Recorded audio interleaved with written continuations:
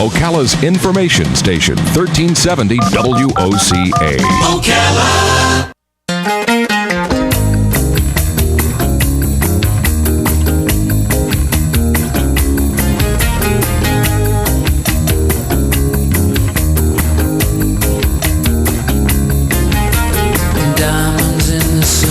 All right, 4 minutes after 9 o'clock. Thank you for tuning in this morning. A very serious, very serious topic we're going to talk about. I guess I'll begin with this story.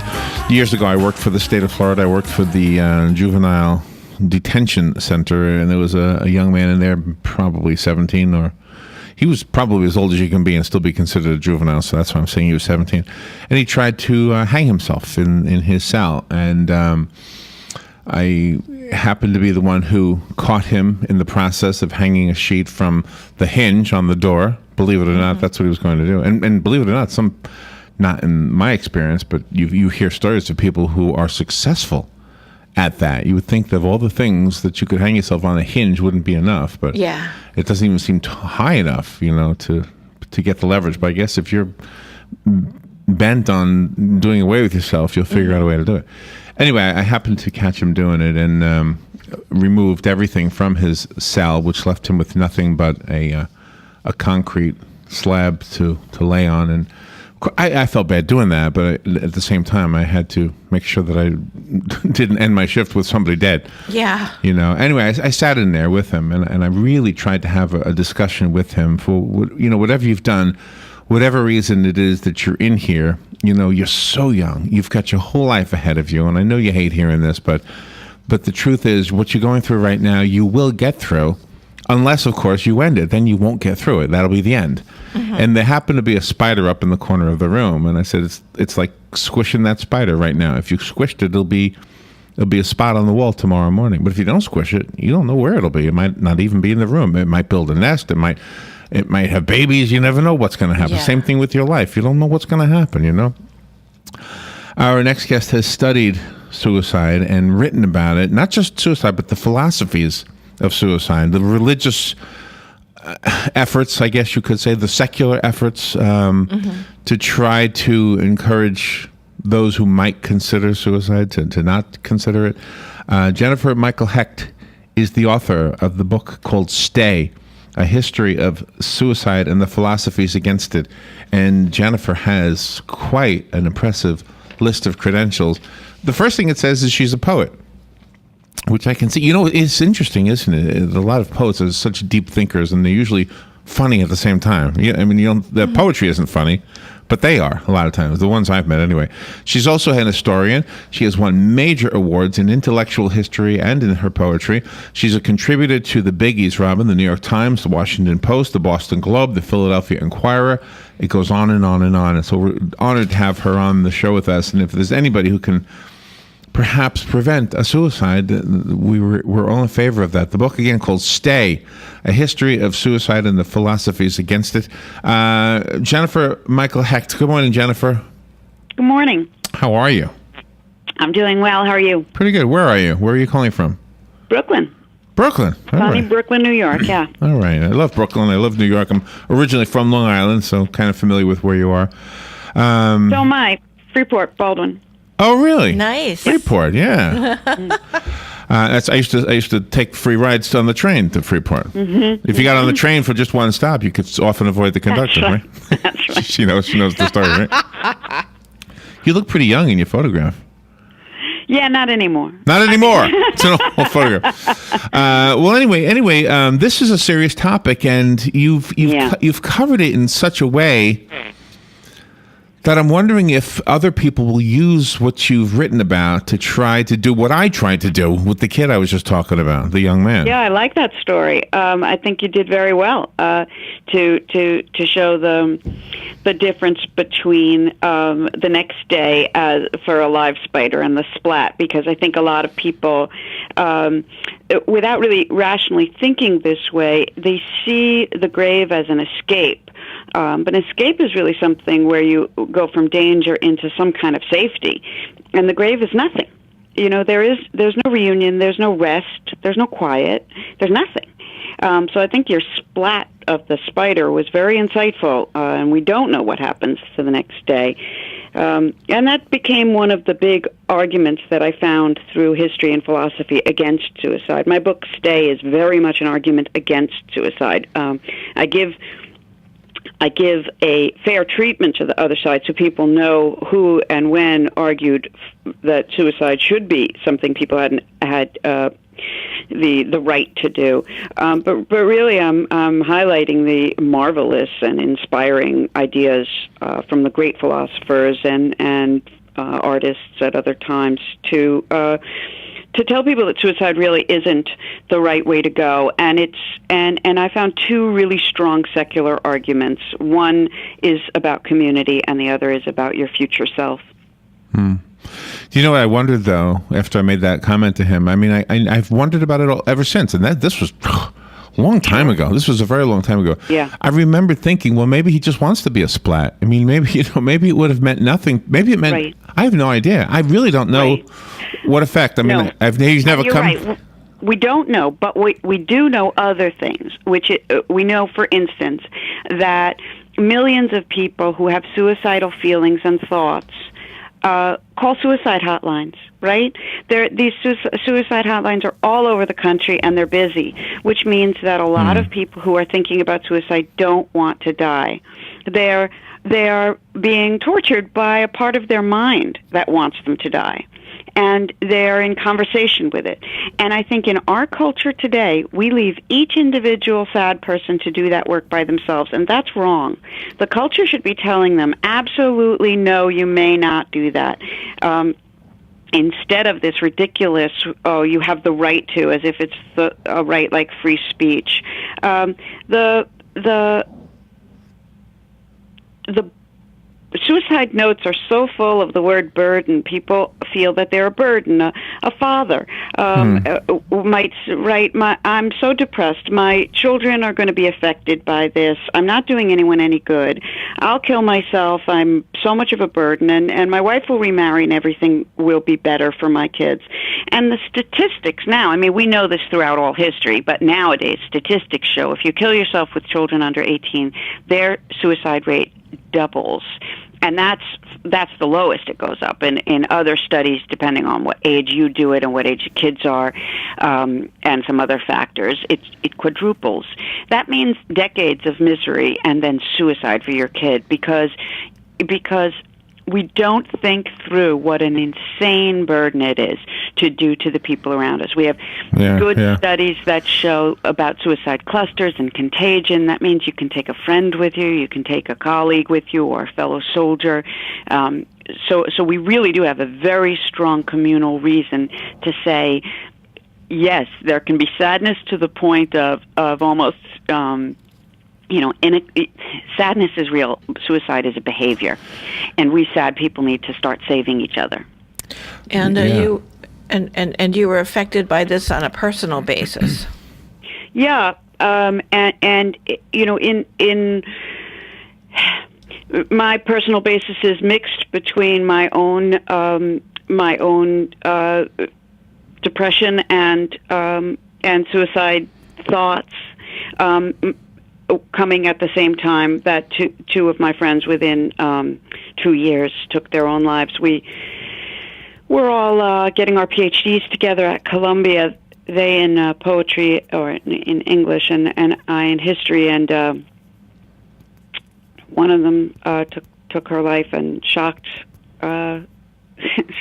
myself and the other, and then a year and a half later the other one did it. So the timing just gave me a lot of different kinds of intense reasons to do a lot of thinking and writing about this subject. Yeah. Do you know, when we've had the subject of end-of-life euthanasia coming up, end-of-life euthanasia, meaning people who've it's pretty much been determined medically that they've got a little bit. Absolutely. We've had this. Totally have no issue with that. Yeah. But you don't have an issue with that, okay? But I always did, and I always would say, if you have one breath That's it. You can use it to say I love you to somebody who needs to hear it. And then I had some calls from people who said, Larry, you don't understand what it's like. Yeah. You're in pain. You wouldn't want your loved one to be in that circumstance. So the whole Dr. Kevorkian solution is not such a bad idea. But that's really not what you're focusing on with the book, right? You're focusing on... That's correct. Yeah. I'm focusing on what I call despair suicide, but I've certainly heard from people who represent communities who are on one level or another dying or severely disabled, and they say they like the message too, that everybody sometimes overestimates what a burden they are, and that this community sometimes needs also to hear that they're valued.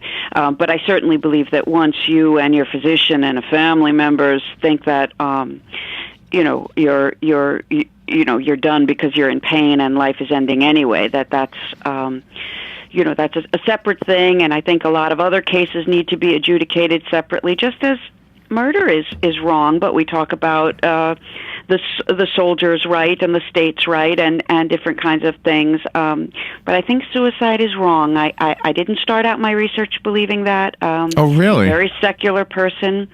No, I thought like everyone else that we have a right to it. You're your own person. You're your own body. It's the ultimate pinnacle, I'd been taught in college, like everyone else, of your autonomy. But now I go back and study that, and I find it's really Sartre who we're listening to. This is one of the most bleak philosophers or artists of all history, and bleak not just temperamentally, but this guy lives through World War I and II in France, where it's just devastating, and learns about the Holocaust and his whole I mean, this is talking from the darkest pit of despair, and listening to this guy about the meaning of life, about our value to each other, about our value in the context of culture and community. We need to rethink that.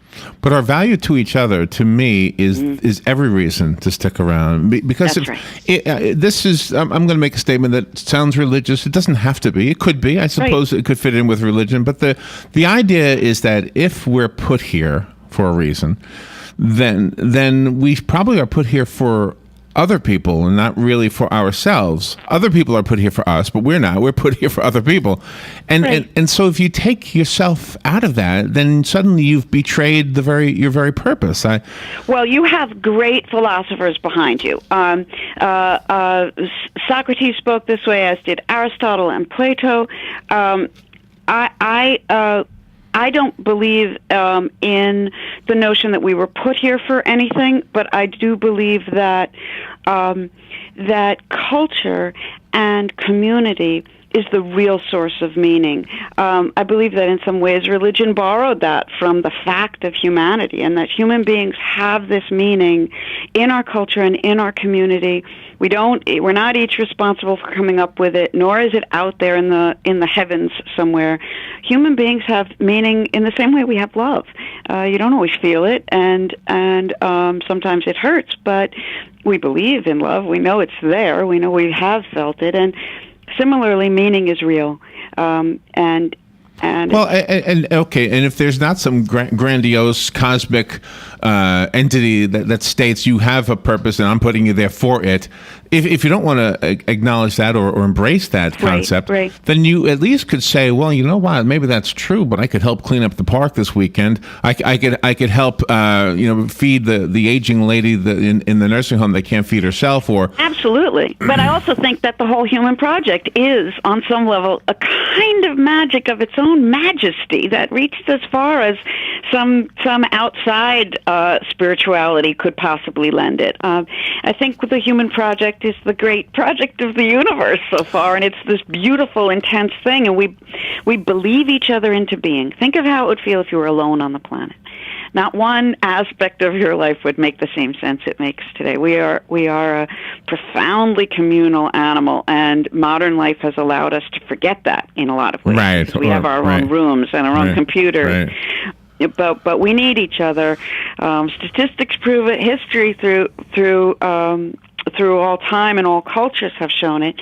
And that's what I really lay out in Stay, which is a relatively short book for the amount of sort of amazingly powerful arguments I was able to stuff in there from history and from around the world, that moved me and totally changed my opinion on all of this, transformed how I experience dark thoughts, so that I really, what used to be terrifying is not even problematic anymore. It's really changed the world for me and for the people that I've reached with this information. So I'm really just trying hard to get it out to as many people as I can. And you have brought up the different cultures. You have brought up different examples of figures in history. Some figures are known, some figures aren't as known, but they all had their own ways of dealing with this and have their own thoughts, and you bring a good case in your book. Thank you so much. Yes, I really feel like reaching out, hearing from lots of different sources, not just on how to feel better, but also on how bad it feels to feel bad. A few of those I just found so uplifting somehow to, today in our culture, the pendulum has swung a little too far in the direction of thinking that profound sadness is always a biological depression kind of a thing, a sickness. I'm glad for the sickness language. We all know how much it can help us. But I also want us to realize and to recognize and to talk about that life can be sad. Americans are particularly bad at admitting this. Life is a very difficult project. No matter how you experience it, you're gonna be sad a lot of the time because of the human condition. It's just what the situation is. So we have to stop feeling so guilty for feeling sad and so isolated by it, and recognize that there are times when we don't understand why we're bothering with all the pain. But we have it's to tough, trust our future self. We have to trust our future self to sometimes to know things that we don't know. And that's the other thing the philosophers through history taught me. I really went into it knowing the community argument, but having it fleshed out by history. But the extent to which you should have enough respect for your future self to at least not kill the guy. Because he's very likely to know things you don't know. The one thing, though, Jennifer, is that the intellectual argument, and you make a really good one, and so do the philosophers that you've mentioned. Yeah. But the intellectual argument doesn't do anything for the kid who believes that he's got nothing to live for. And I say kid because, and help me out here, are most suicides committed by younger people? I don't mean children. I don't mean 5-year-olds. I mean college or I know. And those are the suicides that get our attention as well they should, because they're such a waste and it's such a mistake. It's such a straightforward mistake for someone who's so unfinished. Until you're 25, your prefrontal cortex isn't finished growing, and that's executive function. At least wait until you know who you are. But no, the most suicides come from the much older set. As a matter of fact, older white men are they do it the most. Especially once you get over 80, which is, again, that starts to get a little bit more complicated about what it's about and whether we should consider this to be part of the range of some decisions that elderly people are making about their Well, I'm getting health, there. But it's also just depression. I'm almost an older white man. Yeah, but that'll never happen. I don't own a gun.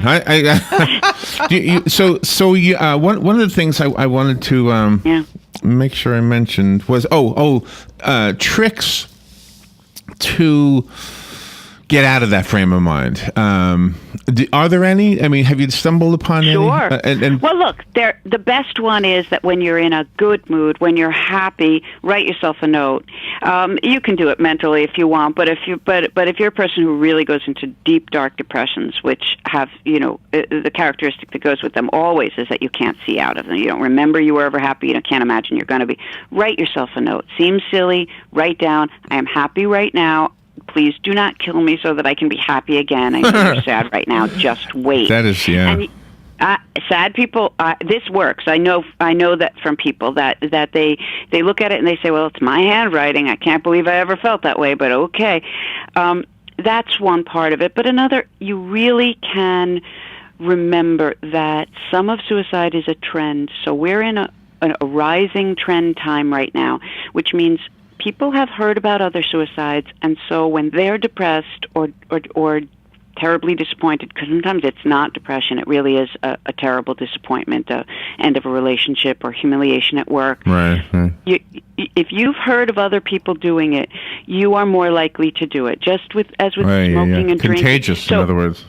Which means protect yourself. Realize that this society will kill you if you don't put up a little mental barrier and say, I'm in a culture that's increasing suicide. I'm not going to let it get me.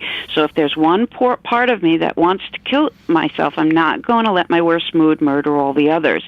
I'm going to be on guard against it. And so when you see that idea coming into your head, you say, no, I wait this out. Yeah. Well, I have there's some real work we can do for ourselves. Jennifer, I have a little thing I say to myself that is my way of remembering that I can never be disappointed if I depend on one thing. Now, this doesn't work 100% of the time, but my statement to myself is, when my joy comes from giving, I can never be disappointed. Because if my joy comes from receiving, I can often be disappointed. Yeah. But if giving is what makes me happy, I'm in control of what I give. Mm-hmm. Yeah, that's wonderful. And it is really an easy way for me to say. I love it. And every time, and when I hear of somebody who's depressed or distraught, I always think, you need to hang out with me a little bit more. It's hard to tell. It's hard to tell from this conversation, but I'm goofy. And I don't know. I think sometimes the goofy. Let's just look at. Let's take it back to the person who's really in despair and say that sometimes sitting on the edge of your bed crying, not able to even take a shower, you need to remember that by not killing yourself, you are saving other people's lives. You have my gratitude. You're my hero. And you can participate in the feeling of giving sometimes by just staying alive, because you are saving other people's lives, because if you do it, other people will too. So you're saving some mother's son. There you go. And it's very selfish, in my opinion, for a person to commit suicide, because there's so many people are hurt, so many people are left down by that, and so many people blame themselves because they didn't see the warning signs. Yeah. Yes. Oh my God. The destruction, and it goes on forever. Remember that story that you told that lasted with you so long. Suicide, it's just different than other deaths, other sorts of things. It just stays with people for a long time. So we have to be really, really careful. And you know, when you're in the worst place, just try to remember that that there is a community that understands you, which is other people in a terrible place, and that doesn't mean you have to hang out with them, but it does mean you should allow yourself the time to refine your community, and you're going to be okay, but you have to get through things sometimes. And our culture has two big mistakes. We tell people that it's their right and their choice, which we should stop saying, and we aren't telling people how grateful the society is to people who can make it through the bad day, and let you know that we know there are people walking among us who are just barely getting by. And thank you. We love you for it. Yeah, you make some really good points. I get the feeling that we disagree on whether there's a God or not, and I don't want to get into that. But I do want to say this: that I think that there is part of religion that might actually be hurting somebody who is suicidal because of the belief that, well, I'll kill myself and I'll just go to heaven. Yeah. And I'm not saying you don't. I have no idea. I don't know. Yeah. If I told you I knew, I'd be lying to you. But the thing is this, that I think somebody who is saying to themselves, you know, what difference does it make? I'm going to die in 10 years anyway, if somebody who's older, and I'm going to go to heaven now instead of then. You know, I don't know. That to me, there must be some religious scholar out there who could maybe articulate why that wouldn't work. I don't know how that works. Well, no. I mean, it used to be that religion, especially Christianity, knew that it had handed the world this very fantastical and wonderful version of the afterlife. And so, you know, as soon as Christianity got started, the martyr craze was terrible. I talk about that in the book. How it's almost a suicide cluster around Jesus's laying down his life, and the church had to get draconian in its punishment of suicide because people were going off to meet Jesus. and it did. It started torturing corpses and confiscating estates, and that's part of the reason why the Enlightenment decided, oh no, we have a right. And that's where our present day idea that suicide is a right came from, in this turf war with the church. You know, you're in this community here in Central Florida. There's probably a large number. There is a large number of retirees, and I've often wondered if the suicide you hear in that population is because they feel useless now. They all their lives they were connecting, like you say, the older guys who their life was their job. Yeah, no, you have a good feel for this. Feeling useless, I think it's them, the older set for sure. But I also think, for most of humanity, we lived in fishing and farming villages, and if somebody in that town played the violin or the guitar, that was the one person where you could get some music. Nowadays, you can play a decent guitar and no one cares. You're not necessary. Nobody needs you. We live in a very different world, but most of human existence happened where everybody was more needed, because we didn't have transportation and radio and television and all these things to bring the best to everybody. Wow. I thought that exact same thing, Jennifer, that you just expressed. We've only got about 20 seconds left. Do you have a website you can tell our listeners about? Absolutely. Yes, my name with no spaces, JenniferMichaelHecht.com. Okay. And please contact me. I'd be happy to speak to people who email. Jennifer, thank you. I think you've actually made the world better. I think you will never know, but I think you've saved some lives with the book. It's called Stay. Robin has the link already on our site. Thank you so much, Jennifer. Thank you. Really enjoyed it. Fox News Radio, I'm Pat O'Neill. The trade of 5 Taliban detainees to get U.S. soldier Bo Bergdahl out of captivity drawing controversy. GOP Senator Mark Kerr. When you negotiate with the terrorists, you will find that the terrorists will try to capture other U.S. soldiers and get 5 for 1. But National Security Advisor Susan Rice says we can't leave soldiers behind.